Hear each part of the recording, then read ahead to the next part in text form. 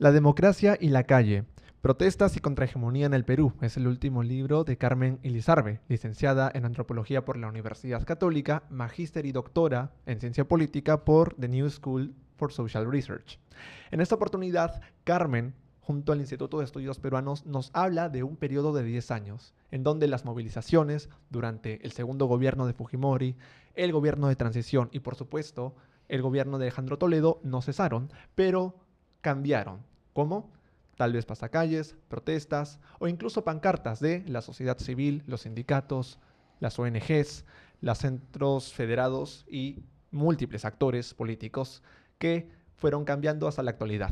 Asimismo, hace hincapié en algunos estudios interesantes que tiene que ver con Samuel Huntington, tiene que ver con científicos sociales de la escuela estadounidense y entre otros.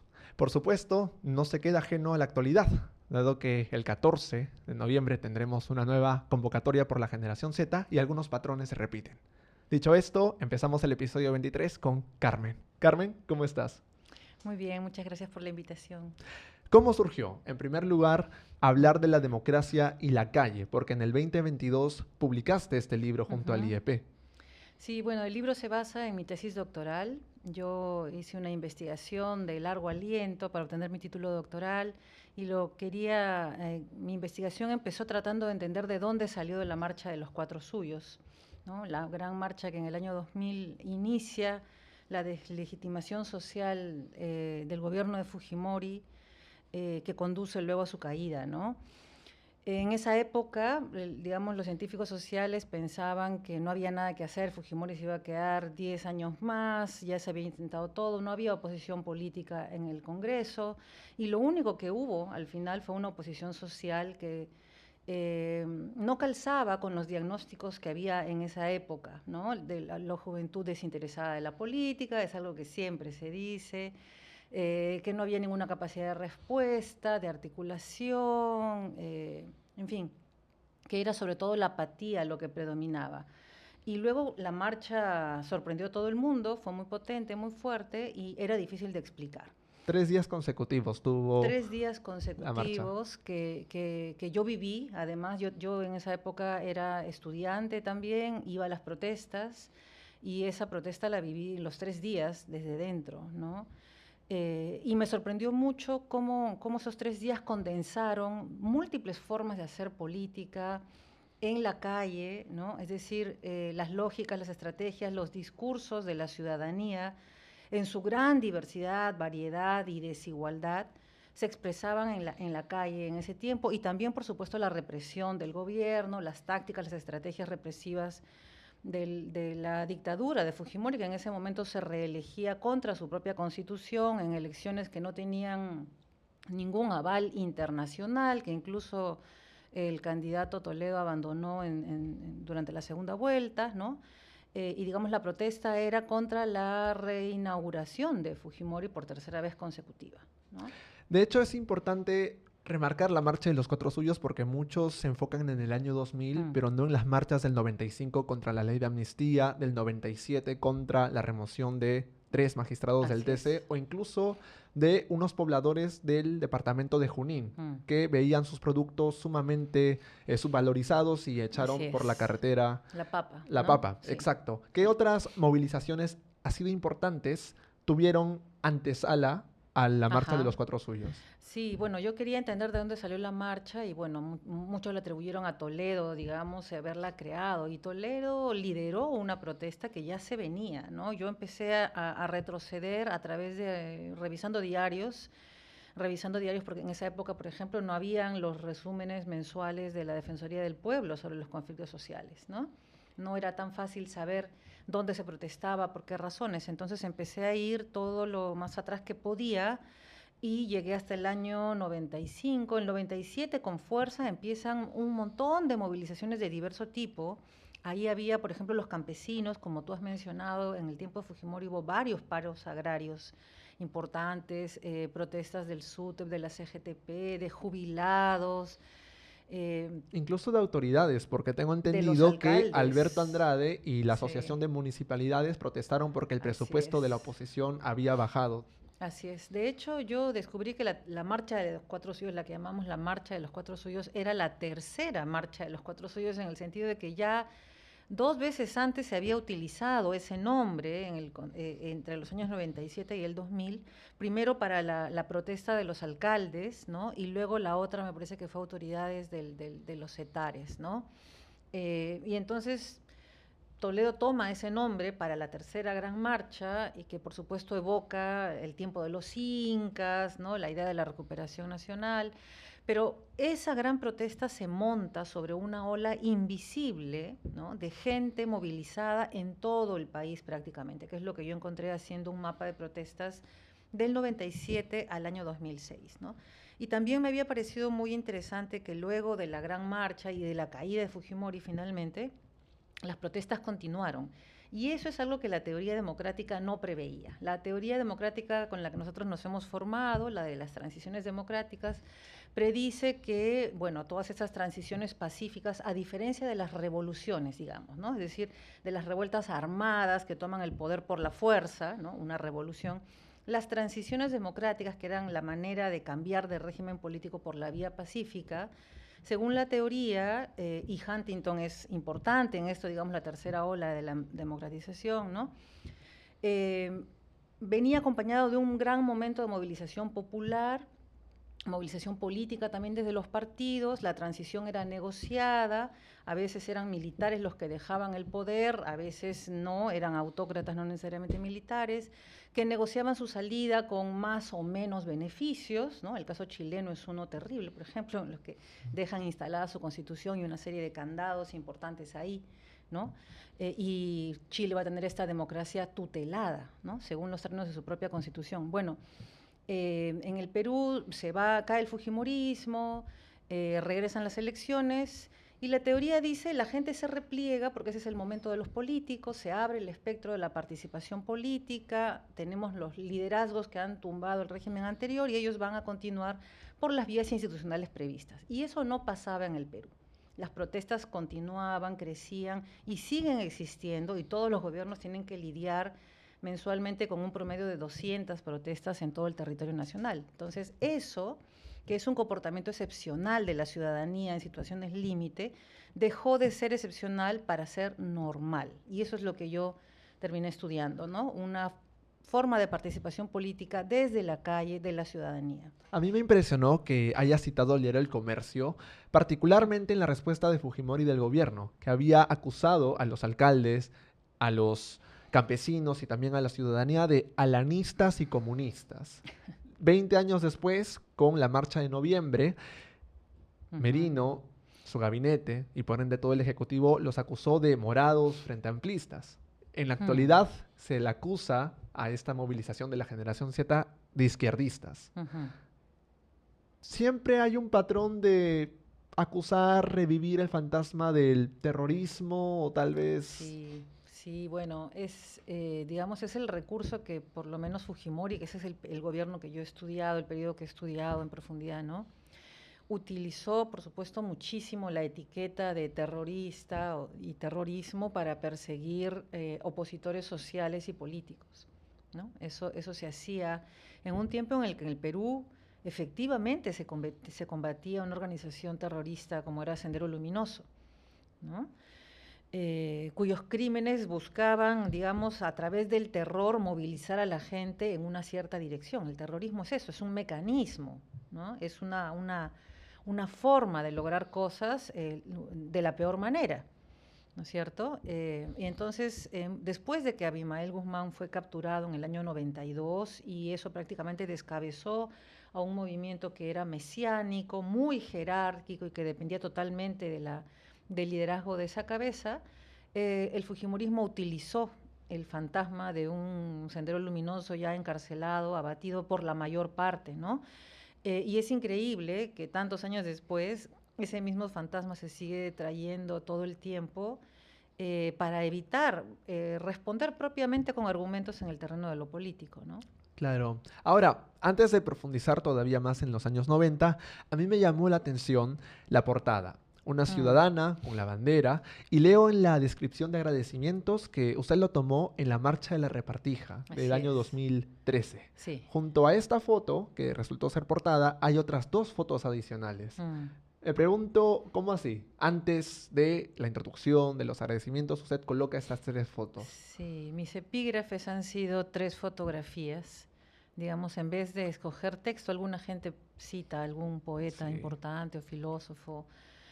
Yo en este libro me interesé por el sujeto colectivo de la política, es decir, por la gente, ¿no? Como agrupada, como un sujeto colectivo haciendo política, no como individuos, porque en nuestra forma de pensar, de imaginar, de entender la política en nuestro tiempo, el individualismo se ha colado con mucha fuerza, de una forma perniciosa, ¿no? Creo yo, oscureciendo el hecho de que la política es siempre un asunto colectivo. Aún si uno tiene un autócrata dando órdenes, aún si es fuera de la ley, se necesita gente que decida obedecer o no. ¿No? Hay más claro. opciones además que solamente obedecer o no. Hay gente que resiste, hay gente que engaña, hay gente que desarrolla actividades subterráneas, en fin, hay múltiples maneras de relacionarse con los mandatos, las acciones de alguien en el gobierno. Siempre se necesita ese colectivo, ¿no? Entonces yo quería visibilizar esa parte, la de la sociedad politizada, como digo en el libro, pero además una sociedad que no dejaba de ser sociedad por eso, que no son los partidos políticos, no son los líderes individuales, son las voces que se construyen colectivamente en la calle. Y cualquiera que va a una protesta sabe que al salir de ahí ha aprendido lemas, cantos, saltos, maneras de protegerse, ha conocido gente, ha empezado a tejer redes. Entonces, ese es un espacio en el que florecen muchas acciones importantes que son, digamos, la amalgama de la acción política, ¿no? En eso yo soy muy arendtiana, sigo mucho Hannah Arendt y su idea de la política como acción. Su libro Los orígenes del totalitarismo Mm. también he citado en varias oportunidades. Sí, es un libro muy importante, sobre todo en este tiempo en el que vemos cómo resurgen los impulsos totalitarios, no solo autoritarios, totalitarios diría yo, ¿no? Es decir, de Totalitarios. gobiernos o de grupos que buscan dominar por completo a una sociedad, decirle cómo hay que caminar, cuántos hijos hay que tener, controlar, digamos, incluso moralmente a la sociedad, ¿no? Claro, considero que lo que mencionas se evidencia en la foto Festivalazo, es decir, Ah, lo que la de publicó Raúl Raúl García García, Pereira y usted lo sí. colocó. Sí. Bueno, tú me habías preguntado por los epígrafes, ¿no? Y sí, la primera es una foto que yo tomé al final de la protesta de la Repartija de una chica que como que ya se iba en la Plaza San Martín Y y, delante y suyo llevaba ella la bandera, ¿no? policías Llevaban con la los bandera escudos. peruana, claro, y estaban los policías ahí un poco al fondo, hacia lo que es La Colmena y la Avenida La Colmena, ¿no? Y entonces yo tomé la foto medio borrosa y bueno, mm, años después, cuando escribía el libro, pensaba que esa era la mejor imagen, ¿no? Porque creo que, digamos, yo he estudiado también el significado que la gente ha encontrado y le ha dado a la bandera en las luchas en el año 2000, sobre todo. Y me parecía bien importante. Está la cuestión de la policía y sobre todo la calle. Se nota que es el espacio de la protesta callejera. Pero luego, cuando llegó el momento de publicar el libro, pues no encontré la foto con el peso original, solo la que yo había distribuido vía Facebook, así que pedí una ilustración al respecto. La foto de Raúl García Pereira, el avión, un fotógrafo bastante conocido en el medio que se pasó más de una década fotografiando la escena underground limeña, ¿no? El rock subterráneo de los 90. Y bueno, esta foto es un concierto en Lima Norte, ¿cómo se llama este lugar de conciertos? Y bueno, es un pogo, ¿no? La escena del pogo a mí siempre me pareció fascinante porque en ese momento la gente también se convierte en algo más que solamente un grupo de individuos danzando y la foto es como que lo refleja, ¿no? Hay algo más que solo individuos ahí. Y ese algo más ha producido una cosa mágica, ¿no? Un movimiento, una dinámica muy fuerte, muy potente, pura energía, pero que a la vez dura lo que dura el baile, Además, el ¿no? pogo es una oportunidad para congeniar, para empujarse o incluso Así, aventarse uno que otro así madrazo, pero al es. final amistarse, abrazarse y Sí, quedar sí, en buenos términos, como si sí. fueran colegas de toda la vida. Tiene todas estas cosas que habitualmente uno piensa que no encajan, de pronto sí encajan y generan algo potente, algo poderoso ahí. Ese algo poderoso que sale de la gente que se junta, que disfruta junta, que conversa, que baila, que canta, que se redescubre en ese espacio colectivo, es lo que yo quería estudiar, ¿no? Hablemos del capítulo Multitud, Esfera Pública y Contrahegemonía en el Perú. Había Ujú. citado algunos ejemplos en todo el mundo. Ocupen Wall Street en Estados Unidos, el movimiento de los indignados en España, Sí.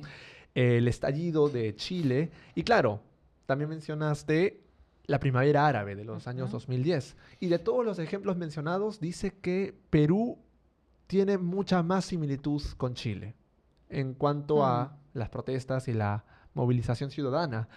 ¿Cómo así?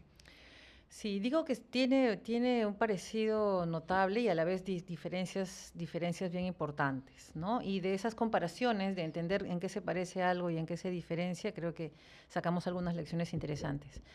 Se parece más a Chile en el contexto actual, ¿no? En los años en los que estamos hablando, en el siglo XXI, que a otros países, es lo que digo yo, ¿no? Entonces, con Colombia, por ejemplo, tenemos también una situación de conflicto armado interno, de guerra interna prolongada en Colombia mucho más que en el Perú, pero los niveles de institucionalidad ahí son mayores que en el caso peruano, y además nosotros tenemos la descomposición de los partidos políticos que nos hace parecidos a nadie, ¿no? En eso no nos parecimos a Chile, ni a Argentina, Sí. ni a Bolivia, ni a Ecuador. Somos un caso extremo, el caso del Perú, ¿no? Sin embargo, con Chile, a pesar de la diferencia en la cuestión de los sistemas de partidos, compartimos con Chile el haber sido uno de los países en los que el modelo neoliberal se aplicó con mucha más radicalidad y bajo un contexto de dictadura. A mí eso, ¿no? La marca de origen del neoliberalismo peruano es muy parecida a la marca de origen del neoliberalismo chileno. Un gobierno dictatorial que cambia no solamente el régimen económico, sino el régimen político, ¿no es cierto? Para poder hacer los cambios económicos, hace una reforma de Estado brutal, silenciosa, opaca, eh, y muy fuerte, ¿no? Y que va a transformar el país, no solamente en el modelo económico, el modelo productivo, digamos, de dónde van a venir las ganancias del país para sostener los gastos, ¿no? Sino también en la idea de en qué cosas no se puede gastar. Esta idea del Estado mínimo, que tiene que ser pequeñito, que no debe tener empresas, que no debe dedicarse a la provisión de servicios sociales, por El Estado ejemplo, subsidiario, sobre el todo. Estado subsidiario, como lo dice nuestra Constitución, ¿no es cierto? Y entonces, en eso me parece que los dos países tienen trayectorias parecidas, aunque los tiempos no coinciden, el proceso chileno es anterior al nuestro, el nuestro es más tardío. En el caso del Perú, además, hay una guerra, un conflicto armado interno que Chile no tuvo. La dictadura militar de Chile fue absolutamente sangrienta, ¿no? La nuestra no fue hubo una alianza con las Fuerzas Armadas, pero no es propiamente una dictadura militar como fue la de Velasco, por ejemplo, la de Morales Bermúdez, u otros, varios, ¿no? En nuestra historia. Entonces, a mí me parece que el factor neoliberalismo es clave, ¿no? Yo he tratado de señalar eso en todos los trabajos que hago. El término ha pasado de ser despreciado e ignorado y considerado irrelevante a aceptable en los términos de la discusión actual en el Perú, ¿no? Desde la pandemia del COVID, creo que muchos han puesto en evidencia Creo el desgaste. que, creo que desde ahí se acepta más el discurso sobre el neoliberalismo porque fue muy evidente durante la pandemia el costo que hemos tenido que pagar en vidas humanas, en dinero, en un tejido social que recién se iba recomponiendo desde la guerra y que ahora ha quedado otra vez trizado, ¿no? Pero no hay ni siquiera un interés del Ujú. Estado, de los gobiernos o de la propia sociedad en entender qué tan grande es el daño que como sociedad hemos sufrido por la pandemia. Es decir, cuántas familias con huérfanos, sin madres, sin padres, sin salarios, ¿no? Es un no tema en el Perú. Pero esa es una circunstancia que rajó, ¿no?, el relato neoliberal de que sí estamos creciendo y va a alcanzar para todos y falta poco, falta poco. Claro. Para pasar al primer capítulo, también mencionas que la soberanía popular últimamente se muestra en las calles, es decir, por una vía fuera de lo institucional. Sí. Y también tiene un componente democratizador. ¿Por qué a pesar de las altas cifras de movilizaciones locales, regionales, nacionales, este componente democratizador, al menos en Perú, no llega o se queda como una simple anécdota? Sí, es una pregunta compleja que creo que tiene que ver con las características que tenemos nosotros como país, ¿no? Yo he planteado que la calle es un espacio desde el que se puede ejercer la política democrática, pero no necesariamente es así. La calle no es esencialmente democrática. También se pueden impulsar movimientos antiderechos y protofascistas desde la calle, ¿no? Entonces, no es que la calle en sí es democrática, es que lo que observamos ahora en este desborde, digamos, popular de los mecanismos institucionales establecidos para participar, es, creo yo, desde hace muchos años, yo diría que desde todo el tiempo que tiene las protestas en el Perú, que es todo el siglo XXI, no diría que es desde Castillo, desde la pandemia, ni siquiera desde Kuczynski, cuando empiezan las vacancias. Es muy anterior, ¿no? La movilización popular de la ciudadanía cuestionando los distintos gobiernos de turno es muy anterior al momento más político alrededor de lo electoral, ¿no?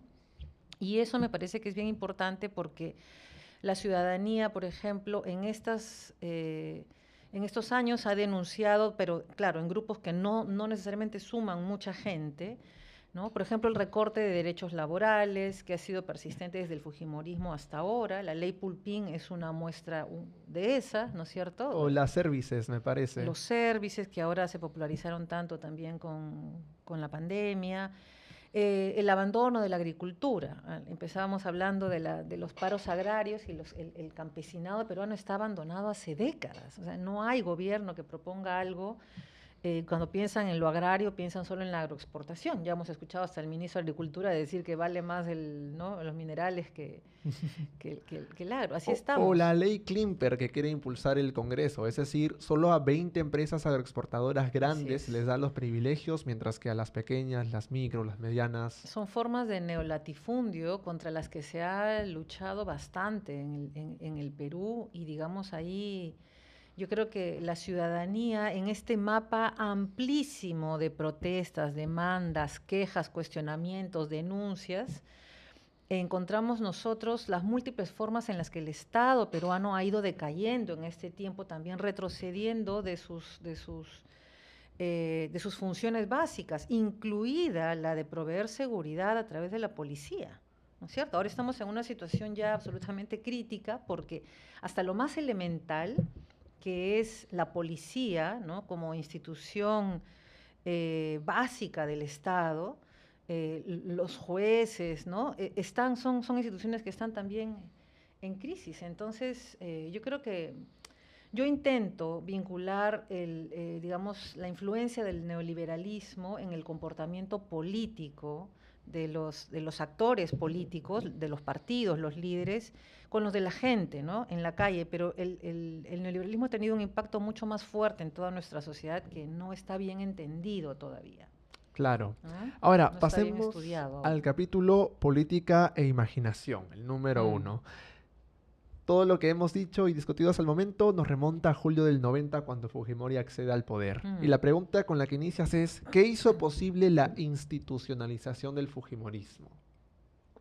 Sí, bueno, Fujimori no acabó con los partidos políticos, eso hay que decirlo, a veces se dice eso, pero no, Fujimori es un outsider, ¿no?, que llega a la presidencia de la República en medio de una desconfianza, de una decepción muy fuerte con los partidos que habían, con el PPC, con Acción Popular, con el APRA, con la Izquierda Unida, ¿no? Mario Vargas Llosa es el contendor y él también es un outsider, es un escritor que se ha politizado cuando Alan García decidió estatizar la banca, cosa que no pudo hacer porque Mario Vargas Llosa y otros liberales Libertarios. liberales, varios liberales también, libertarios, sí, yo creo que el liderazgo fue sobre todo libertario, pero no solo libertarios empujaron ese carro, ¿no?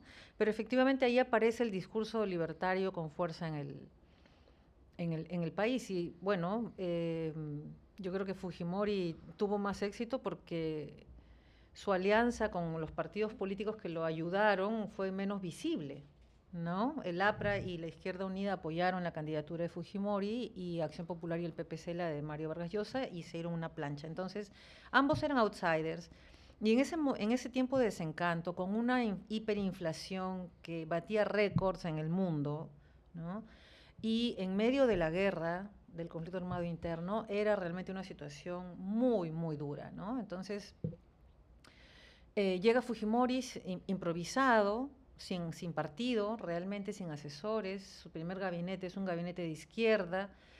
Y lo que no va a tener él es el apoyo del sistema internacional, ¿no? Hernando de Soto, que había estado en el plan de gobierno de Mario Vargas Llosa, se pasó al lado de Fujimori y lo llevó a conocer a los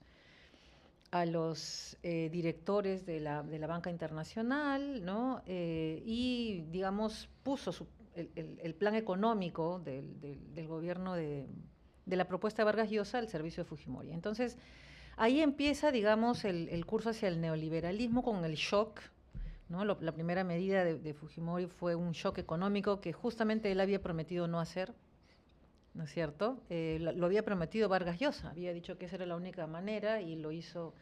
Y bueno, Fujimori es un presidente mentiroso desde ese momento, ¿no? Hay una serie de relatos bien documentados sobre eso. Y el golpe de Estado es una cosa que también, en base a la investigación que he hecho y varios otros lo han comentado, es algo planificado, con antelación, ¿no? Se utilizó ahí el pretexto de que el Congreso no quería aprobar leyes, las leyes que ellos presentaban, las propuestas, y no es cierto, las leyes contra terrorismo ya se habían aprobado, había un montón de leyes aprobadas también de beneficios, cuestiones de impuestos, Y el ¿no? Congreso le había dado incluso facultades legislativas hasta en 2 oportunidades, si no me equivoco. Así es, que es algo que ya se hacía, también las habían tenido Alan García y Belaúnde. Ese es un problema que Henry Pi señaló en su momento, ¿no? Demasiado poder en el Ejecutivo para legislar, cosa que es función del Congreso, no del Ejecutivo. La narrativa naranja o la narrativa fujimorista dice, no, es que Fujimori dio el golpe para salvarnos. Sin embargo, omite que en el 87 o en el 88 salió a la luz el Plan Verde para aplicar una dictadura. Omiten que en el 91 destituyó y puso a dedo a 3 altos mandos. Omiten que llamó canallas y chacales a los fiscales, a los jueces, y finalmente omite que en el 91 hubo una masacre de Barrios Altos, incluyendo un niño. Ni qué decir de los escándalos de corrupción por las donaciones. Así es. Entonces, el asesinato de Pedro Wilca también es de anterior. Pedro Wilca. Así es. Entonces ya se estaba construyendo un golpe, sí o sí, no para Así salvar es. al Perú necesariamente. No, sí, todas las fichas están, y eso lo analizo también yo en ese capítulo, están colocadas antes del discurso golpista. Y el discurso es bastante iluminador, digamos. Si uno lee ese discurso, en pleno contexto de la guerra con Sendero Luminoso, el enemigo no es Sendero Luminoso en el discurso, son las instituciones políticas del país. El enemigo es el Poder Judicial, el enemigo es el Congreso, el enemigo son los partidos políticos, el enemigo son los líderes de oposición. Son las propias instituciones políticas, no Sendero Luminoso, que es, digamos, la razón que uno se imaginaría hubiera invocado y con éxito, ¿no? Para decir, bueno, nos va mal en la guerra, tenemos que ponernos todos, ¿no?, bajo un solo líder, y bueno, la guerra no nos deja otra circunstancia, un poco a la romana, ahora necesitamos un tribuno y ya, cerraremos filas, ¿no? Un poco como hizo Bush en su momento también. Claro. Y habló del Axis of Evil, etc. Entonces, no hizo eso. Él se dedica más bien a demoler las instituciones políticas que quedaban mal funcionando. Sí, había corrupción, por supuesto, los partidos estaban muy desacreditados, claro que sí, los líderes, sí, todos esos problemas eran ciertos, pero nada de eso mejoró con el golpe, lo sabemos ahora muy claramente, ni se detuvo la corrupción, solamente creció y el autoritarismo también, ¿no? Entonces el gobierno lo que hizo fue en ese momento fue concentrar absolutamente todo el poder en las manos del presidente y su asesor, que todos sabemos quién es, ¿no? Una persona vinculada, expulsada del ejército por traición a la patria, por haber vendido secretos militares a Estados Unidos, ¿no es cierto? Y que luego se desempeñaba como defensor de narcotraficantes. Ese es el asesor que tuvo Fujimori, ¿no? Claro. Capítulo número 2, la política y la esfera pública. Aquí adoptas un concepto interesante, la democracia deliberativa, y mencionas a Jürgen Habermas. Para la audiencia que tal vez no se familiariza, ¿qué es democracia deliberativa y por qué es el ideal que nosotros deberíamos llegar? Ok. Bueno, el ideal según Jürgen Habermas, ¿no? Habermas es bueno, el sociólogo de formación alemán, filósofo en realidad, un intelectual muy completo, un sabio, diríamos, heredero de la escuela de Frankfurt, y que quedó muy marcado por bueno, la posguerra, ¿no? Él pertenece a la generación de la posguerra, del nazismo, es decir, no es su generación la que fue responsable de hacer la guerra. Yo creo que él está muy marcado en su trabajo, en sus teorías, tratando de encontrar cómo no llegar a una situación como esa de nuevo, cómo hacer que la democracia se fortalezca, se enraíce. Y la solución que él plantea es que la democracia debe estar enraizada en la sociedad. No es solamente un asunto de actores políticos, de sistemas políticos, de fórmulas electorales, de tecnicismos, digamos, sino que la democracia requiere una ética también, y esa ética debe habitar en la sociedad. Y esa sociedad debe ser una sociedad dialogante. A eso se refiere con lo de deliberar, ¿no? Entonces, la sociedad tiene que participar en la democracia en su propio ámbito, y él lo denomina la esfera pública, ¿no? Es decir, la esfera pública es el espacio donde la gente se encuentra para hablar de lo que nos interesa como colectivo, ¿sí? Entonces no es que si yo me encuentro en la calle contigo y te cuento algo muy personal o íntimo, es una interacción en la esfera pública, no. Pero si en esa misma calle nos encontramos y yo más bien te hablo de lo preocupada que estoy por todas las leyes pro crímenes que ha aprobado este Congreso, y tú me dices, yo también, deberíamos hacer algo, podríamos hacer algo, ¿qué haríamos? Eso ya es una acción política, y ese espacio se vuelve nuestra esfera pública, Pasar ¿no? del individualismo a la comunidad, a lo Sí, colectivo y sí. a circunstancias que, a pesar de la geografía, de las desigualdades, nos congregan en común, básicamente. Sí, en la teoría de Habermas, idealmente, todos cuando nos encontramos en el ámbito de la esfera pública para hablar de cosas públicas, ¿no es cierto?, colectivas, eh, pues tenemos que participar desprendiéndonos de aquellas cosas que nos hacen particulares, ¿no? Tenemos que acercarnos como iguales, y entonces, por ejemplo, no debería importar el hecho de que yo soy mujer y tú eres varón, que yo soy mayor que tú, o si yo tengo estudios universitarios y tú no los tienes, o si tú tienes más estudios que yo, si tú tienes más dinero que yo. Todas esas cosas no deberían importar en la teoría habermasiana. Pero eso es un problema, yo creo, y yo critico esa visión de Habermas.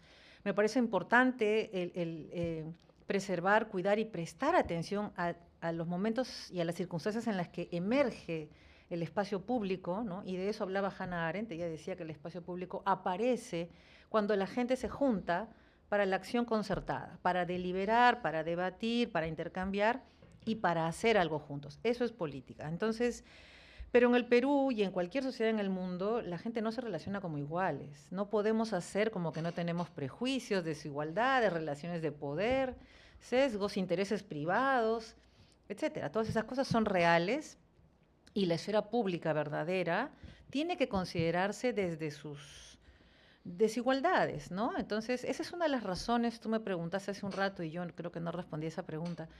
Esa es una de las razones por las que es tan difícil avanzar hacia algo propositivo, ¿no? Hemos logrado, en varias circunstancias en nuestra historia reciente, articular multitudes de personas alrededor de objetivos comunes.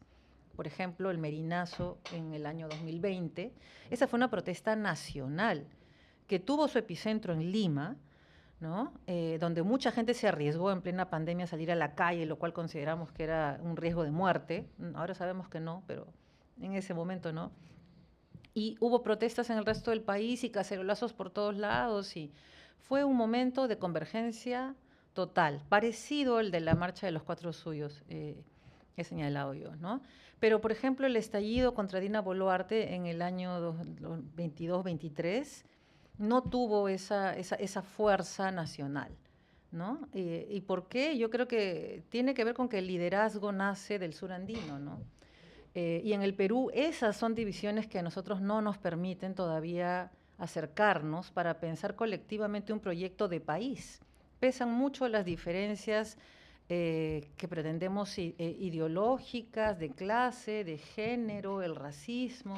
Claro, incluso ¿No? Jürgen Habermas es consciente de que su prototipo no es perfecto, dado que a este círculo de discusiones, de deliberación, entran un puñado pequeño de ciudadanos, principalmente con privilegios, Sí. con educación, Sí. y se remonta, ¿no?, al siglo XVIII, ¿no? Los Cómo es que la burgueses. Ilustración, los burgueses Sí. solo tenían posibilidad de hablar y tener Sí, voz. él hace un estudio histórico muy interesante, su tesis doctoral es sobre cómo se forman en Europa las primeras esferas públicas, ¿no? Y él reconoce, son esferas principalmente burguesas, son las élites, las clases altas, que en sus casas, ¿no?, en el espacio público del espacio doméstico, digamos, en la sala, empiezan las primeras conversaciones, de ahí se forman también, por ejemplo, gente que dice, vamos a hacer un periódico, vamos a hacer una gaceta, vamos a hacer una revista, vamos a hacer un panfleto, lo que sea, y empiezan a activar, lo que hoy llamaríamos a activar, ¿no? Y entonces él documenta ese proceso, pero también da cuenta de que son esferas públicas excluyentes.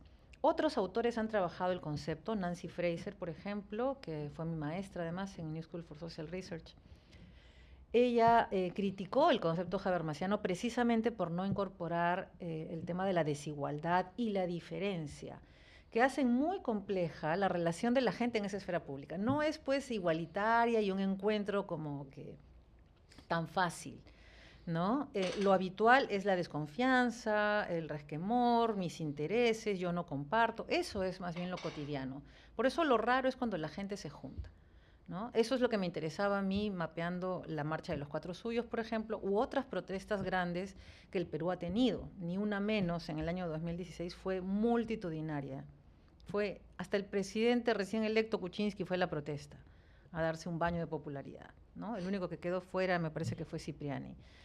Pero todo el mundo fue. Y entonces esa capacidad de jalar gente, digamos, de animar a la gente alrededor de un objetivo es muy importante en la política, pero en nuestro caso es como muy frágil y muy espuria, ¿no? Dura poco.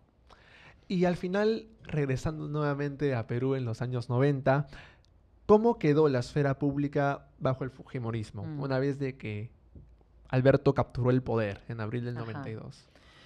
Bueno, el día del golpe no solamente tomó el Congreso, digamos, los militares impidieron la entrada de los congresistas al Congreso, el Poder Judicial, también los medios de comunicación, ¿no? Y entonces eso fue fundamental para el gobierno de Fujimori. Esa fue la primera dictadura mediática que hemos tenido en el Perú. Él utilizó, no solo controlaba los medios, primero porque los capturó, sometió a varios, les pagó a un montón, crearon sus propios periódicos, mal llamados chicha, porque la chicha qué culpa tiene de esos diarios amarillos, ¿no? O incluso, de ¿no? esa Capturaba toda la prensa información. basura. Capturaba toda la información de periodistas como Gustavo Gorriti.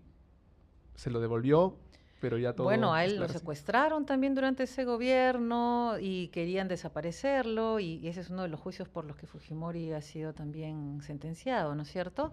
Digamos, tomaron control hasta donde podían de los medios y de la información que circulaba como verdadera. En esa época también es bien interesante, aparecen, en esa época le llamábamos los psicosociales, ¿no? Que abundan ahora todo el tiempo, es decir, crear medidas distractivas, que tuvieran algún, no sé, y que luego eran ventiladas, además ensalzadas por personajes populares de la televisión, ¿no? Laura Bozzo, por ejemplo, contribuía también a las campañas de Fujimori, Gisela Valcárcel contribuía a las campañas de Fujimori, Raúl Romero contribuía a las campañas de Fujimori, Había un montón de gente que todavía está en los medios, que estaba en la lista de pago de Montesinos y Fujimori, ¿no? Y cuyo trabajo era legitimar, digamos, las noticias que salieran del régimen y combatir a los opositores. Y sin embargo, a pesar de esa esfera pública cerrada, con los medios mayoritarios controlados, con muy pocas cosas quedaban ahí, quedaba Caretas, quedaba Canal N, que era muy nuevito, quedaba La República, ¿no? Por ahí algunos otros. La gente igual encontraba la manera de comunicarse, de planificar cosas, protestas, digamos, de subvertir ese afán totalitario que tenía el régimen, es decir, de controlar totalmente lo que se hacía, pensaba, decía en la sociedad, ¿no? En efecto. Capítulo 3, recuperando la calle. ¿En qué momento el ciudadano de a pie dice, oye, esto se está saliendo de control? Hizo una medida popular pero inconstitucional, pero creo que esto ya es demasiado. ¿En qué momento intenta recuperar o poner este pare inicial a Alberto Fujimori? Sí, bueno, la ley de amnistía que dio el gobierno es creo que el primer escándalo, ¿no? Justamente para liberar al Grupo Colina. Esa ley de amnistía generó una indignación muy fuerte y creo que es la indignación un elemento bien importante, ¿no? Esa generó unas primeras protestas de estudiantes, por ejemplo, ¿no? Intelectuales también se pronunciaron. Y lo siguiente es la destitución de los miembros del Tribunal Constitucional, ¿no? El Tribunal Constitucional vemos nosotros que es una institución muy importante y en ese momento también lo era. La Constitución de Fujimori había permitido, mejor dicho, la reelección consecutiva, cosa que no hemos tenido nunca en nuestra tradición constitucional, ¿no? Y Fujimori se reeligió con esa Constitución en el año 95. Y después de haber dicho que no iba a postular, dijo que bueno, que la gente se lo pedía y que quizás sí, quizás no, y empezó a soltarlo como un globo de ensayo, y entonces empezaron a aparecer la oposición, ¿no? Vocal a eso, y luego el Tribunal Constitucional sancionó que no era posible, que de acuerdo a la interpretación correcta de la Constitución, no podía postular, porque ya había sido presidente por 2 periodos, ¿no? Del 90 al 95 y del 95 al 2000. Y bueno, ellos destituyeron, el Congreso destituyó a los miembros del Tribunal Constitucional que emitieron ese fallo y el Congreso aprobó una ley que se llamó Ley de la Interpretación Auténtica, ¿no? Y dijo que sí se podía porque la primera vez había sido elegido con otra constitución, la que se habían tumbado con el golpe, ¿no? Y bajo esta nueva constitución solo una vez, por lo cual podía postular, ¿no? Y había sido aceptado solo con mayoría simple, ni siquiera llegó a Así es. la mayoría absoluta. Además irregular, ¿no? Y eso generó una furia entre los estudiantes, ¿no? Y entonces empezaron las protestas ya mucho más fuertes, las denuncias más frontales de fraude, digamos, un esfuerzo también popular por deslegitimar las acciones gubernamentales. Y eso es lo que generó la represión del gobierno, y la represión lo que generó es una rabia mayor, ¿no? Y espacios de memoria empezaron a aparecer ahí, ¿no? Se empezaron a conmemorar las protestas del año previo, en el 98, en el 97, por el Tribunal Constitucional, y empezó a crecer también, digamos, la sensación, el temor, yo creo, de mucha gente que hasta ese momento no quería dar ninguna batalla, pero a la vez no soportaba la idea de Fujimori 5 años más. También ¿No? mencionaste que hubo un movimiento incipiente de artistas, uno llamado La Resistencia, gracias a Dios nada que ver con el actual colectivo de extrema derecha, pero sí, incluso ellos, que generalmente provenían de la clase media, intentaron articular, ¿no? Sí. Creo que en una de ellas enterraron lo que eran las siglas de la OMPE, en otra se vistieron de negro, es decir, empezó. Sí, también hubo varios artistas que participaron, que prestaron sus nombres, su rostro, digamos, su liderazgo social para impulsar acciones sobre todo simbólicas, ¿no? Lo que hoy llamaríamos intervenciones artísticas, performances, Por ejemplo, el colectivo Sociedad Civil organizó Lava la Bandera, Ahí ¿no? participaron Mónica Sánchez, Mónica diferentes... Sánchez, que ya era una actriz conocida, ¿no? Una de las creadoras es Claudia Coca, una de las mejores pintoras que tenemos en el Perú, en esa época jovencita. En fin, varios actores y artistas en general empiezan también a juntarse y a ver cómo pueden participar. Y entonces Lava la Bandera es una de las performances políticas más importantes y exitosas del país. Yo pude ver en el año 2020, en el contexto del Merinazo, en la Plaza de Magdalena, cerca de donde yo vivo, yo no podía ir, porque tenía a mi hijo pequeño, no podía ir a la protesta en el centro de Lima, pero salí a la plaza y en la plaza lavaron la bandera, en la Plaza de Magdalena. Y yo no sé si alguna vez en Magdalena ha habido una protesta de carácter nacional ocurriendo también en esa dimensión más local, distrital, ¿no? Entonces, De hecho, hasta en La Molina hubo marchas contra el propio Merino. Y lo digo así porque es. hemos estado con los También, vecinos ¿no? molinenses en un distrito en teoría residencial, Ah, más o menos pudiente, también ahí, ¿no es politizados. cierto? Sí. Claro, ese es un momento muy importante, ¿no? Y entonces ahí la imagen de la bandera regresó. Entonces, yo quería entender también la producción simbólica, me parecía muy importante porque los símbolos viajan mucho más rápido que las palabras y perduran más, ¿no? Ahora, también son apropiados, reapropiados y la gente los utiliza de muchas maneras. Ahora estamos en la época de las banderas de luto y de las grandes banderas, ¿no? O sea, las grandes banderas empezaron en el año 2000, ¿no? Entonces ahí se va creando también una tradición, una cultura política con sus propios símbolos, con sus significados. Eso me pareció muy importante. Y los estudiantes, por su parte, lideraron en el sentido de poner el rostro y capturaron también la imaginación política del país mucho más fuertemente de lo que lo hacían los sindicatos, ONGs, frentes que también se habían forjado para luchar contra el gobierno y con anterioridad incluso, pero que no tenían la visibilidad de los jóvenes o los artistas en los medios, ¿no? Entonces empezaron a aparecer un poco algunos medios alternativos, la gente circular también los contenidos.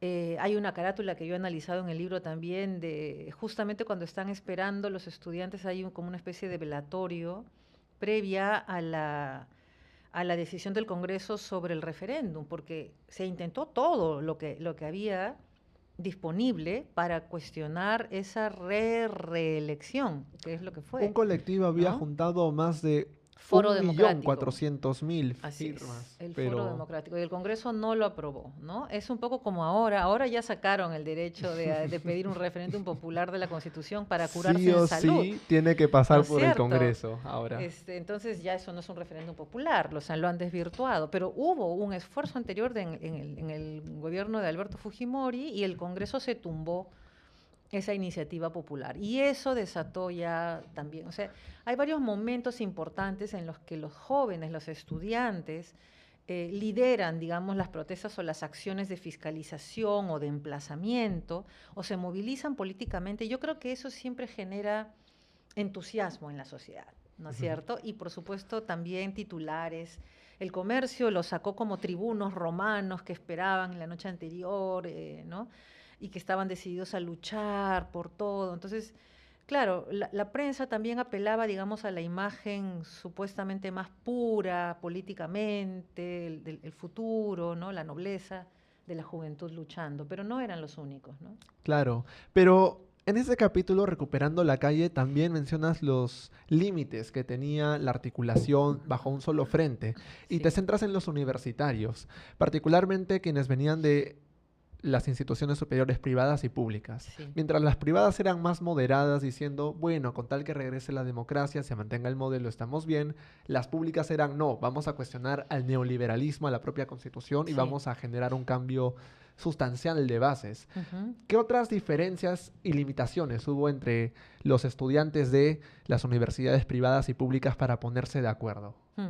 Bueno, yo pude observar muy de cerca la tensión que había entre estudiantes de la Católica y estudiantes de San Marcos, ¿no? Yo he sido estudiante en ambas universidades, em, pero y siempre ha habido una tensión fuerte. Y digamos, hubo muchos esfuerzos importantes para sumar y se logró sumar, y de hecho varias otras universidades también coordinaban y se sumaron para poder hacer un frente estudiantil.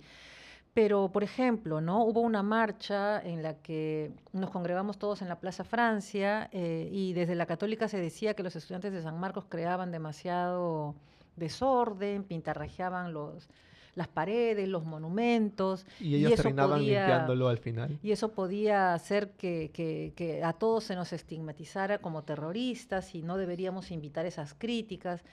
Y por supuesto eso indignó a los estudiantes de San Marcos, porque hay una tradición también, una cultura política, un hábitos de cómo se lucha, estrategias distintas, ¿no? Y en la católica efectivamente se es más tranquilo, más pacífico. Tiene que ver también con los privilegios con los que estudiamos en relación a los estudiantes de la universidad pública, ¿no? Y en el caso de San Marcos estaba intervenida. San Marcos Militares estaba intervenida dentro. militarmente. En San Marcos es una universidad en la que los militares se metían y disparaban a los estudiantes adentro. O sea, eso pasaba, ¿no? Además, Sendero también a veces estaba Por dentro. supuesto, había una serie de problemas mucho más graves que solamente la abstracción de elecciones limpias, No era ¿no? suficiente. La Católica no tenía ninguno de los problemas que San Marcos se enfrentaba y San Marcos obviamente quería ponerlos por delante en la lista de demandas, que era otra cosa que se decía, hay que sumar, no hay que dividir, mejor solo las cosas en las que estamos de acuerdo, ¿no? Y entonces, efectivamente, los de la Católica dijeron, bueno, ya, si ustedes van a pintarrajear, nosotros vamos a limpiar después de ustedes, ¿no? Y eso es como legitimar el discurso del terruqueo, en cierta forma. Creo que no éramos muy conscientes. Digamos, hay divisiones que no son poca cosa que nos separan, ¿no? Identidades de clase, de género, de estatus, eh, cuestiones religiosas que se mezclan y que hacen difícil lo que yo llamo la articulación política, la suma en el momento político. O incluso en el 98, cuando el grupo de estudiantes de la Católica propusieron que todos vayan con las manos en blanco para Mm. decir libres de corrupción, los estudiantes de la Universidad Nacional dijeron, oye, pero esto puede relacionarse también a una connotación racista. Y al Mm. final fueron desorganizados porque unos sí y otros no. Así es, no se logró un consenso y bueno, yo he relatado ese episodio como una muestra de lo difícil que es ponerse de acuerdo, ¿no es cierto? Y del tipo de cosas que nos distancian también, pero que sin embargo nosotros como país tenemos que aprender a negociar. Es decir, si no somos capaces de sumar, es muy difícil enfrentar situaciones como esa y como la que vivimos actualmente, ¿no? Y de hecho, quiero compartir un pasaje de lo que ocurrió en octubre hace poco con Mm, respecto a la marcha contra Geri, el reciente presidente. Que claro, había colectivos mm, y centros federados que optaban, ¿no?, por la remoción de Geri, el cambio de constitución y nuevamente, ¿no?, las consignas de cambio de modelo económico y un programa sustancial. Sin embargo, los estudiantes, que no tienen centro federado como de la UPC, dijeron, oye, pero yo voy en contra de la ley de amnistía, en contra de las leyes pro crimen, y si hacen eso, creo que me parece que está bien. Es decir, se nota también el nivel de ujú, contraste con ujú. las demandas sociales. Sí, por eso digo que es un tema complejo, ¿no? Yo he tratado de mostrar en el libro cómo, a pesar de que mucha gente protesta, va a las calles, y bueno, también lo hace porque ya no hay partidos políticos, no hay intermediarios políticos que canalicen esas demandas. Entonces la gente misma se autorrepresenta y defiende sus intereses, sus derechos, sus demandas sola. Y a veces se encuentra con otros y puede sumar un poco, pero somos muy cerrados en nuestra demanda particular y específica. Y por otro lado, también en ese, no sé si en ese capítulo, en realidad en el de la Marcha de los Cuatro Suyos, yo hablé de una frontera interna de la hegemonía, ¿no? Es decir, de cómo en las marchas, en las grandes, en las que suman mucha gente, nosotros sí vemos por lo menos una división interna entre quienes abrazan más el liberalismo político y se conforman con una idea de democracia política como elecciones, competencia más o menos transparente y hasta ahí llegan las demandas. Mientras los que dicen, no, nosotros también tenemos problemas de desigualdad, de opresión, de dominación, de explotación, de expropiación de tierras, de sueldos bajos, de cero política agraria, de que no hay políticas de salud, necesitamos hospital, en fin, una cantidad de problemas muy grandes en el país que afectan a mayorías populares, ¿no es cierto?, que no entran nunca en esa agenda. Nunca hay tiempo para esas otras demandas, ¿no? Y creo que el momento del estallido marca la visibilización de esa fractura interna, si quieres, social, que nos cuesta muy caro. Esa desunión nos cuesta muy caro en este contexto, ¿no? Claro. Capítulo 4, la unidad extraordinaria, la marcha de los cuatro suyos. Claro, esta división y la dificultad de ir en un solo frente también se muestra en los partidos políticos, que no pudieron consensuar una candidatura única, pero sí, tal vez en otros aspectos como políticas, descentralización, programas sociales. Sí, En bueno, verdad era difícil era un armar acuerdo frente. nacional, ¿no? El Hubo, acuerdo hubo el nacional. acuerdo nacional en la transición después de la caída de Fujimori, y efectivamente tú dices, los partidos pudieron unirse para derrotar a Fujimori en el año 2000, pero no lo hicieron. Y decidieron correr cada uno por su cuenta, ¿no? Creo que es importante recordar eso, porque seguimos un poco en las mismas en términos políticos. Solamente hay cada vez más división en el espectro de las agrupaciones políticas, ¿no? Pero Toledo fue el único que dijo, bueno, yo depongo mi candidatura para encontrar un candidato de unidad. Hagamos una unidad democrática contra el gobierno autoritario. Y él dijo, yo pongo mi candidatura en la mesa, y nadie más dijo nada. Y la gente, y él empezó a subir en las encuestas por eso. Y así es como él logra pasar a la segunda vuelta con Fujimori, y luego, bueno, son elecciones que ya, digamos, se veía desde los resultados de la primera vuelta, se veía que eran elecciones que no tenían estándares mínimos, ¿no? Se retiraron todas las agencias internacionales, en fin, ¿no? Sí. Y uno se pregunta qué hubiera pasado si Alberto Andrade, Abel Salinas, Víctor Andrés García Belaúnde, los otros partidos opositores al fujimorismo hubieran declinado su candidatura por Toledo.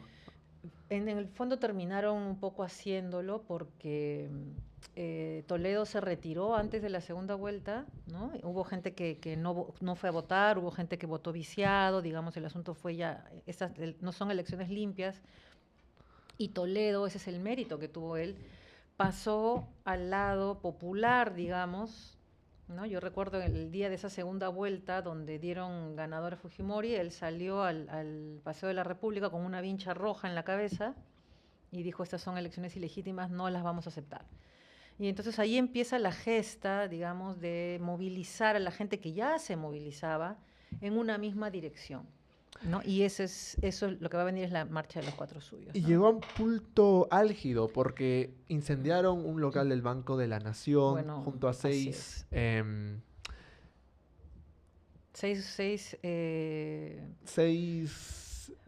personales de seguridad. Así es, Y sí, claro, 6 Fujimori guardianes. Sí. intentó culpabilizar a los manifestantes, pero tiempo después nos enteramos que fue una obra del mismo Montesinos o de la CIN. Así es, los artefactos explosivos detonaron dentro y el incendio fue causado desde dentro, ¿no? Y Toledo, bueno, sí recibió, digamos, Toledo el apoyo de los demás candidatos, ya en ese momento, después de las elecciones, y o sea, la coordinación de la protesta tuvo a Toledo como líder, pero participaron de los demás partidos políticos también, ¿no? Pero, digamos, la mayor participación, la más importante, fue la de la gente. Es verdad que Soros puso $1 millón para esa marcha, y ese dinero fue administrado por esos partidos, por esa coordinadora que se formó institucional, ¿no es cierto?, para organizar la marcha, para poner cosas acá, facilitar, pero la gente con su dinero, con sus propias organizaciones, con su esfuerzo, la que lo hizo posible. Y ¿no? también a veces por intervención de la policía y de los militares en vano, porque los detenían a mitad del camino en Lima. Lo que sucedió con Dina Boluarte. Los detuvieron y les pidieron que den la vuelta. Sí, hay un documental muy bueno que yo siempre recomiendo y que he utilizado para mi libro también, que es el documental de Nora de Iscue, El viento de todas partes. El viento de todas partes. Ella documenta ahí la protesta, ¿no? Aparecen los 3 días de la protesta. conversa con gente a la que se le impidió llegar o gente que tuvo que hacer miles de maromas y esconderse, en fin, subterráneamente movilizarse para poder llegar a la gran protesta, ¿no? Y por Claro. supuesto no se anunciaba en los diarios, ni en los canales de televisión, ni en radioprogramas del Perú, etcétera. Con lo cual es bien interesante. Llegamos a mi pregunta de cómo llegamos aquí, ¿no? Claro. Ahora, muy bien. Vamos con la última parte, la desarticulación, multitud y desacuerdo, porque en efecto Sí. salen los Vladivideos, renuncia por fax Fujimori, llega Valentín Paniagua, antes de irse crea la Comisión de la Verdad y dice Sí. al siguiente gobernante, entre García o Toledo, tienen que dialogar, tienen que descentralizar y tienen que regresar al pluralismo. Ujú, Sin embargo, las movilizaciones continúan, ujú. solo que cambian de temática. Se abandona por completo la democracia porque ya no está Fujimori y queda un poco en el vacío, pero sigue en aumento. ¿Cómo se Ujú. explica, a pesar del retorno a la democracia, que los números siguieran en aumento? Sí, es una pena que en esa concertación que hubo, digamos, para definir una serie de políticas de Estado a largo plazo, ¿no? Hasta el año 2021, eh, el acuerdo nacional del que había hablado Valentín Paniagua y que Toledo impulsa y que se hace y que sigue existiendo, ¿no es cierto? Solo convoca organizaciones políticas, algunos pocos sindicatos, iglesias, gremios empresariales, pero digamos de los grupos más sociales que habían impulsado la transición con tanta fuerza y por tantos años, pues no, ¿no? Entonces, una de las cosas que se hace en el Acuerdo Nacional es decir, bueno, no necesitamos deshacernos de la Constitución fujimorista, no necesitamos cambiar el modelo económico ni el modelo productivo, porque Solo basta con retirar la firma y ya. esa parte ha dado resultados y en realidad lo que vamos a hacer es continuar ya tenemos las elecciones, ya recuperamos la democracia, es eso, es momento de crecer, es momento de desarrollarse y digamos que aquí el relato neoliberal realmente agarra fuerza y empieza ya a instalarse y se promueve como un sentido común, ¿no? La marca Perú, por ejemplo, que se impulsa con tanta fuerza en esos años, a partir de entonces, es un buen caso para ilustrar esto. Y hay trabajos muy interesantes desde la antropología que se han hecho para mapear también cómo los trabajos de Félix Locio, de Gisela Canepa, por ejemplo, ¿no? Cómo el neoliberalismo se convierte en un sentido común, ¿no? El discurso emprendedurista, tú puedes, vamos, ponle punche, tú solo, tú mismo eres, ¿no? El Estado da las condiciones, la libertad, pero no tiene políticas propiamente para impulsar esto. Esas eran las demandas, más bien, que venían de la calle, de la zona, de las regiones, de los grupos que llamaremos aquí no liberales, ¿no? O que querían una democracia más sustantiva, que también se hiciera cargo de los problemas de la injusticia, de la inequidad, de la desigualdad, de la discriminación, que son las bases que hacen difícil en el país tratarnos como iguales, para decirlo también, ¿no? Yendo al punto de nuestros grandes desencuentros, ¿no? El entusiasmo se apagó casi inmediatamente cuando Como digo, Toledo no para asume. todos, No para ¿no? todos. En Lima se apagó, en Lima, entre los universitarios, entre los artistas, entre los sectores, digamos, que nos movilizamos por dar la batalla principal de las elecciones. Luego la gente dijo, bueno, ya lo logramos, ahora me regreso a hacer mis cosas, ¿no? Y quedaba la gente con sus demandas no solo no escuchadas, tampoco incorporadas en una agenda política de los partidos, del gobierno de turno, el que habían elegido, ni de las organizaciones políticas que luego van a pedir los votos, ¿no? Entonces, yo creo que eso tiene mucho que ver también con la rabia que hemos visto después y con las exigencias de nueva constitución, con la idea de ya rehicimos una partecita y nada en el fondo cambió, Y ahora ¿no? el cambio constituyente suena con mayor fuerza dado que el actual Congreso modificó casi 57 o 58 Más, artículos sí. y claro, lo deformó tanto al punto tal que puso Sí, candados tras candados para la movilización. yo creo que en algún momento nos vamos a tener que hacer cargo de esto, ¿no? Ya no existe la Constitución del 93, esto es un Frankenstein, es otra cosa, y es una Constitución que lamentablemente va sentando va sentando las bases, los fundamentos de un gobierno dictatorial, ¿no? De un gobierno en el que el poder está concentrado, se ejerce de manera opaca, sin transparencia, sin rendición de cuentas, sin controles horizontales, sin instituciones en las que se pueda confiar porque las personas son elegidas, digamos, sin acuerdos, sin repartijas, sin, ¿no? Personas que no le deben nada a nadie, al contrario. Al contrario, entonces sí, vamos a tener que rehacer la Constitución, porque esta no se ciñe ni siquiera a los mismos preceptos constitucionales, ¿no? Han alterado el equilibrio de poder, es una cosa tan básica en el sistema político.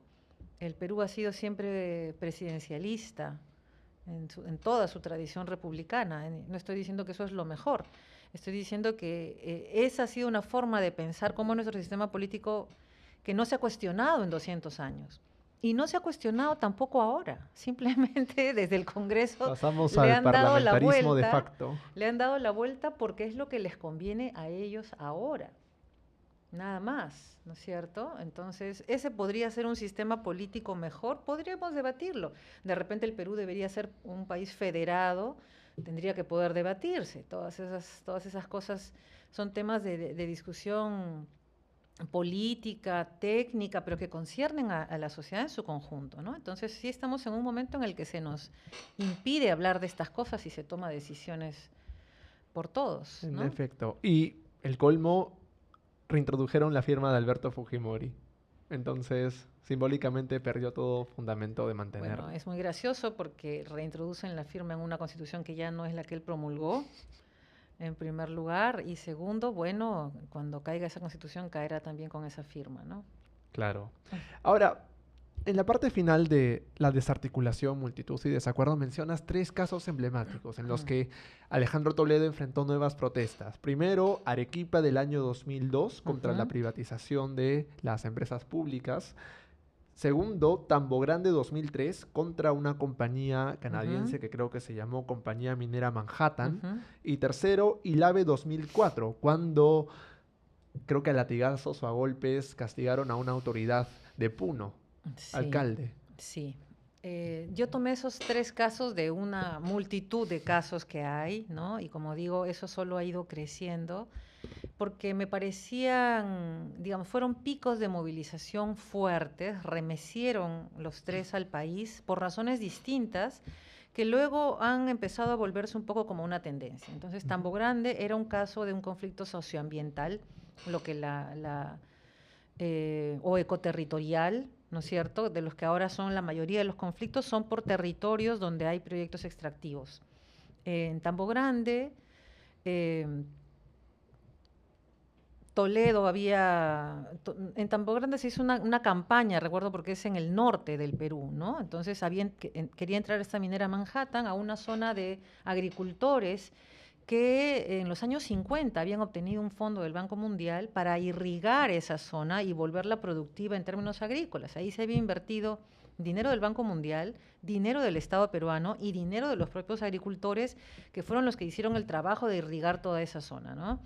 Entonces, cuando viene el proyecto Manhattan y dice, bueno, ya sé que acá producen mangos y limones de exportación, pero acá hay oro, empieza la disputa. Y esa es una disputa que ahorita es el 60 o 70% de conflictos en el Perú, es por ese tipo de situaciones, proyectos extractivos sobre territorios agrícolas o ganaderos, ¿no? De pequeñas comunidades o de agricultores. El otro, el del Arequipazo, es parecido al de Conga, ¿no? Toledo firmó un papel que dijo no vamos a privatizar EGASA y EGESUR, las empresas públicas de luz en Arequipa.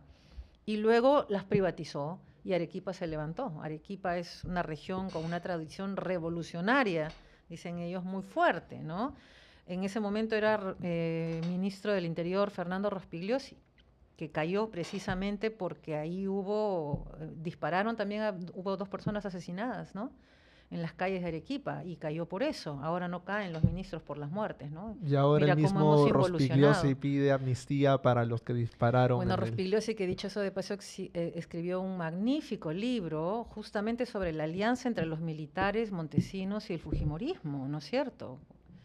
él tiene esta publicación en el año 2000 que es fundamental, que justamente habla sobre este pacto mafioso entre el fujimorismo y los militares en el año 2000. Pero bueno, la tercera protesta que me pareció muy importante fue la de Ilave, donde en Puno, después de que se quejaba la gente acusando a su alcalde de corrupto, sin que los escucharan ni en el Congreso, ni en el gobierno regional, ni siquiera la propia Defensoría del Pueblo, en fin, lincharon al alcalde, lo lincharon, lo asesinaron a golpes, ¿no? Es una situación bastante compleja que yo trato de explicar ahí y que motivó que la Defensoría del Pueblo empezara a contar conflictos sociales, a preocuparse por el tema de los conflictos violentos y sus consecuencias, y desde entonces tenemos una instancia que los cuenta mes a mes, digamos, ¿no?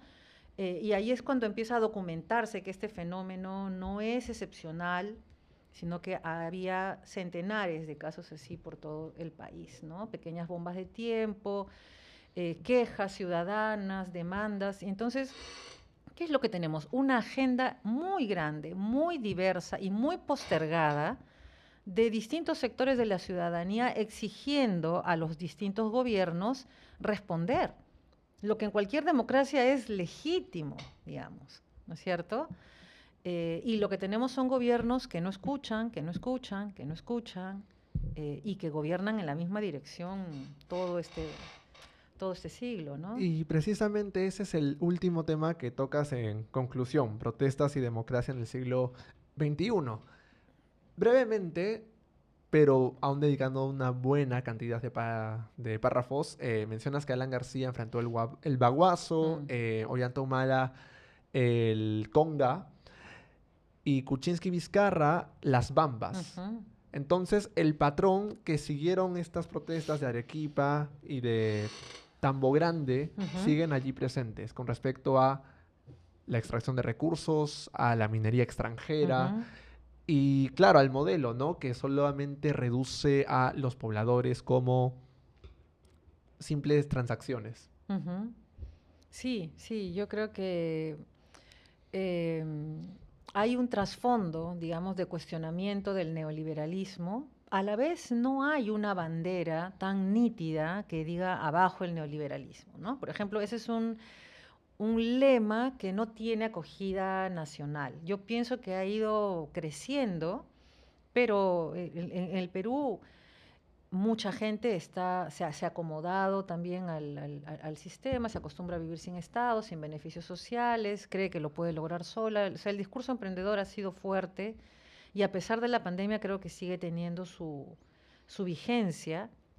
Son muchos años también de una idiosincrasia de competitividad, ¿no? De desmerecer la solidaridad como si fuera una cosa naif o tonta, impráctica, imposible. Cuando no lo es. Las acciones colectivas solamente se logran en base a redes solidarias. Y la solidaridad no es naif, digamos, es otra forma de asociación y de intercambio de otras cosas, ¿no? Es un recurso que todas las sociedades tienen y ponen en práctica.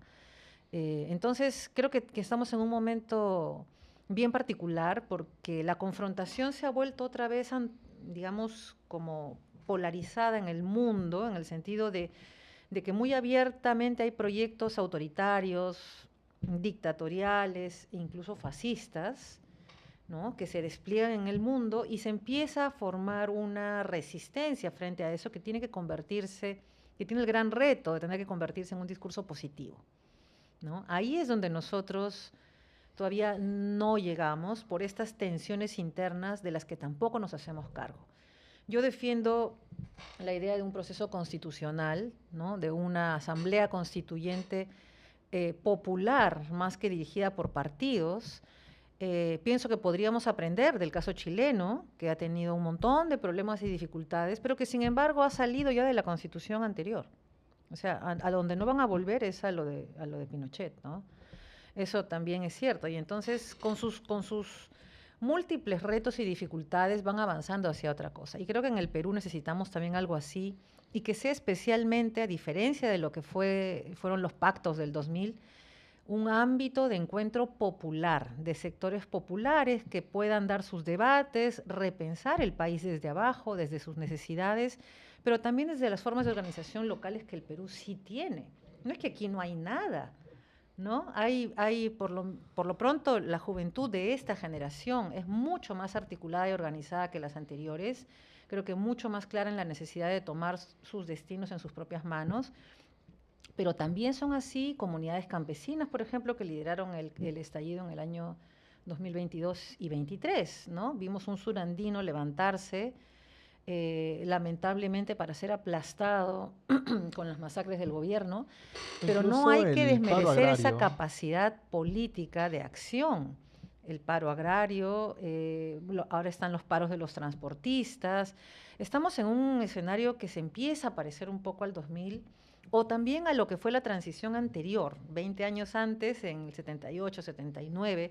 Los grandes paros generales terminaron tumbándose también al gobierno de los militares. Entonces, la dimensión popular siempre es importante en los momentos, eh, digamos, en los que tambalean los regímenes. Y mal que bien, yo sí creo que en nuestra historia republicana hemos ido avanzando en generar conciencia ciudadana, es decir, conciencia de tener derechos, ¿no? Hay mucha más conciencia de tener derechos y eso es lo que impulsa a la gente a reclamarlos, a exigirlos en la calle. Y ese es el germen de una ciudadanía activa, politizada en el mejor sentido del término, haciéndose cargo de conducir los destinos del país, ¿no?